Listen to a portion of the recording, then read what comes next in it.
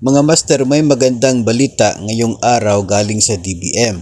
Ang Region 5 ng Department of Education ay nakatanggap na ng kanilang Special Allotment Release Order o ito pong SARO para sa PBB 2022.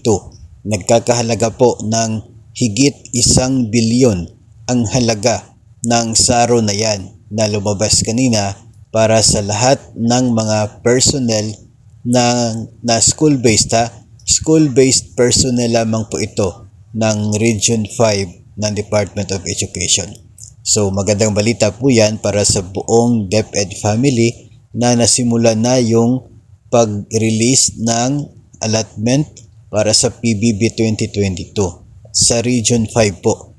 Maswerte ang Region 5 ngayon. Sila po yung unang rehiyon ng DepEd na nabigyan ng allocation para sa PBB 2022. Patuloy pa rin po tayo mag-monitor sa issuance ng DBM. Baka madagdagan pa po ang mga regional offices ng DepEd na mayroon ng pondo para sa kanila pong performance-based bonus for the year 2022. Congratulations sa mga eligible na school-based personnel ng DepEd Region 5.